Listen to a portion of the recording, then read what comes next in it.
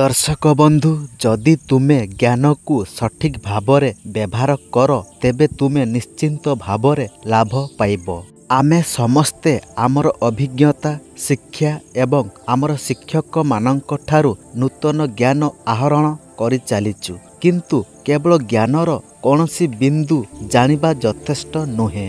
जदि आमे ज्ञान व्यवहार न करू तेबे आमर कौनसी लाभ हेबो नाही। किछि लोक ज्ञान को एक मूल्यवान जिनिष भावरे संचय करती, किंतु एहाकु सठिक स्थान रे व्यवहार करती नाही एवं सफलता पाई पारंती नाही।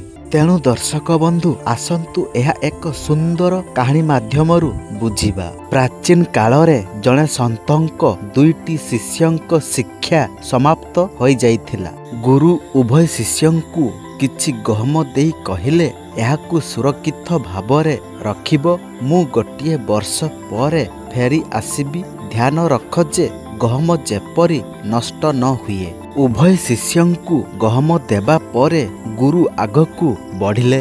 एबे उभय शिष्य गुरुंको द्वारा प्रदान करा जाइतिबा ज्ञान एवं आदेशकु दुईटी भिन्न उपाय रे ग्रहण कले। प्रथम शिष्य पूजा पाठरे विश्वास करुथिले। से गहम गुड़िकु एक सुरक्षित बाक्स रे रखिले। से प्रतिदिन गहम को पूजा करिबा आरंभ कले जेपरी एहा गुरुंको प्रसाद अटे।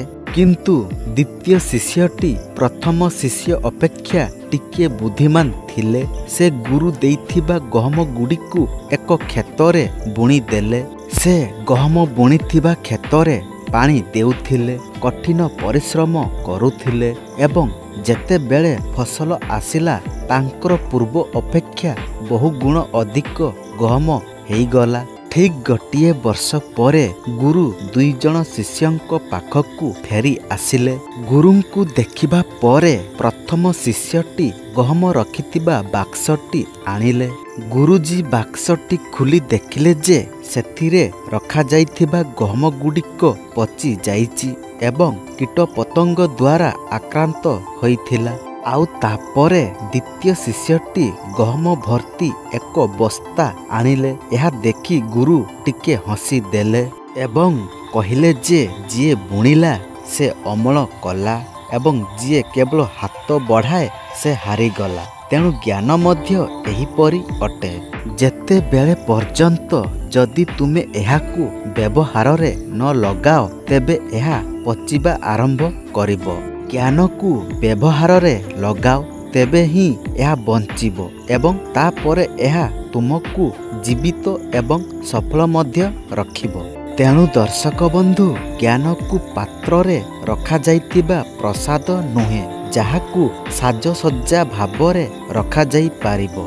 ज्ञान एक बीज परी, जदि आमे माटी रे बीज न पुतिबा तेबे यह केबे भी अंकुरित हेबो नाही। पूजा पाठ भल, किंतु बुद्धि व्यवहार करिबा मध्य आवश्यक अटे। जने प्रकृत शिष्य से नुहे जे केवल गुरुंको बाणी मने रखे। जने प्रकृत शिष्य से जे गुरुंको बाणी बुझे एवं निज जीवन रे कार्यकारी करे। मने रखंतु दर्शक बंधु, ज्ञान केवल एक बोझ अटे। व्यवहृत ज्ञान शक्ति होई जाए एवं बांटी थिबा ज्ञान हालुका होई जाए। तुम पाखरे थिबा ज्ञान केवल तुम पाई नुहे, एहाकु दुनिया को दियो। तुमर कार्य एहाकु ग्रहण कर, कारण गहम बाक्सरे रहिले पचिजीव एवं जदि एहा खेत को जाए तेबे एहा बढ़िबो। सही परी जदि ज्ञान को निज पाखरे रहे तेबे एहा नष्ट होइजिबो। जदि ज्ञान को अन्य मानक सहित बांटी दिया जाए तेबे एहा बढ़ी चलिबो।